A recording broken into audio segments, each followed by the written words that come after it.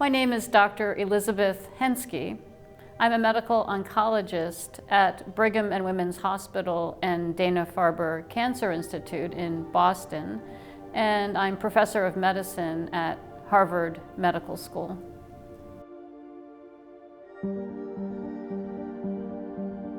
The landscape for research in the non-clear cell variants of renal cell carcinoma has changed so much in just the past year, and we look forward to continued very rapid progress in the next few years. The emphasis on the distinct subtypes of non-clear cell carcinoma is one of the places where things are changing very quickly. It seems to be now widely recognized that we can't put all of the non-clear cell carcinoma subtypes into the same box.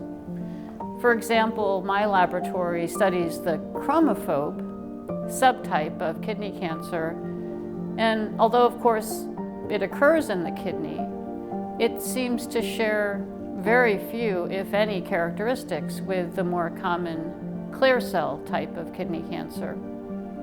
So it seems obvious that we need distinct approaches, both for the study of the non-clear cell variants, including chromophobe, and also ultimately the treatments may be quite different. And the most effective treatments for chromophobe kidney cancer, for example, are probably not going to be the same ones that are most effective for clear cell carcinoma or for the other non-clear cell variants of kidney cancer. And it's just so exciting that the community is embracing research on these non-clear cell types. The number of laboratories and investigators that are focusing now on chromophobe and other subtypes is increasing, and that's really what we need to make progress. We need a community of individuals who are focusing on these non-clear cell variants to make the progress that we so urgently need for individuals who are affected by kidney cancer.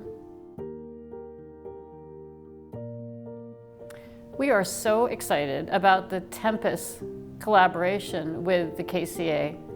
To my knowledge, this is a completely new type of approach for the study of any tumor, and for any foundation like the KCA to move into this space is innovative and very exciting and novel.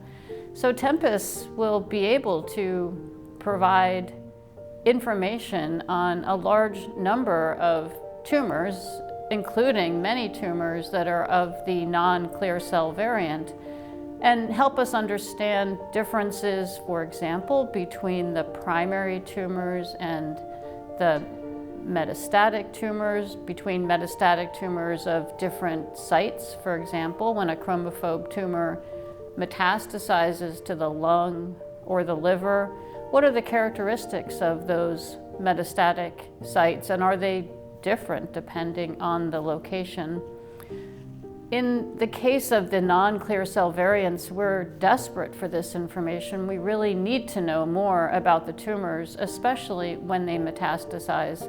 And the breadth and depth of information and ability to interpret large data sets that is available through this groundbreaking collaboration with Tempus will help us answer some of those really critical questions.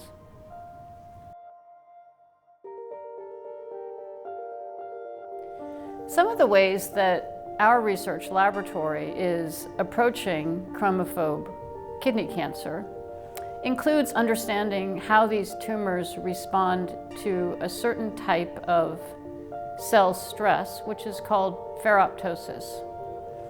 Ferroptosis is a form of cell death that occurs when the lipid molecules that are on the membrane of every cell in our body are exposed to oxidative stress or reactive oxygen species.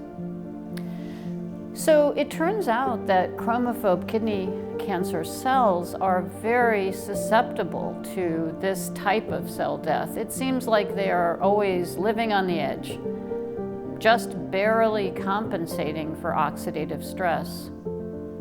We think that they have a very high level of oxidative stress because they have defective mitochondria.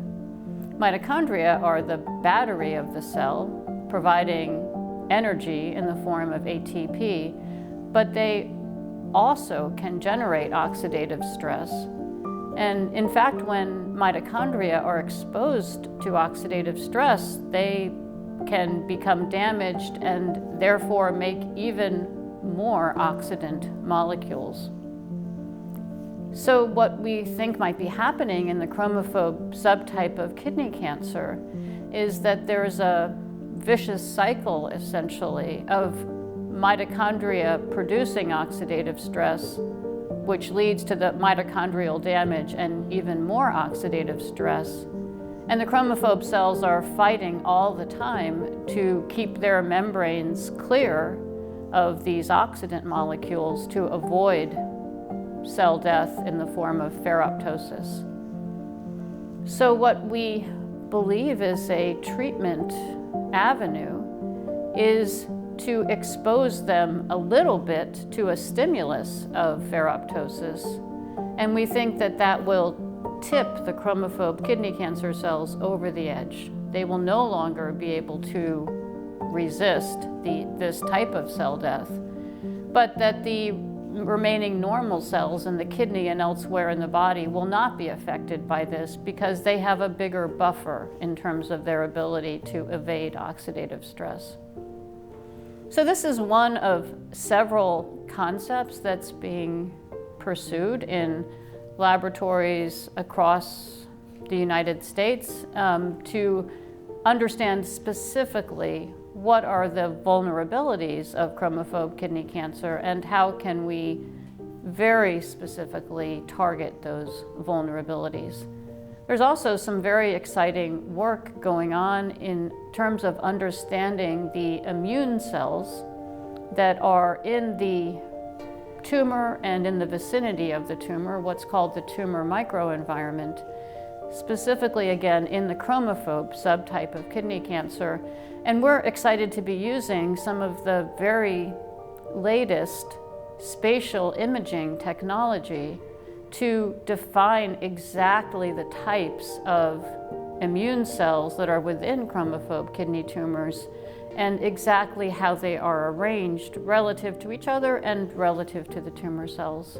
So lots more exciting work to come in the field of chromophobe kidney cancer. And again, I think the key here is developing a committed group of investigators who are going to push therapeutic research forward in chromophobe and the other non-cell types of kidney cancer.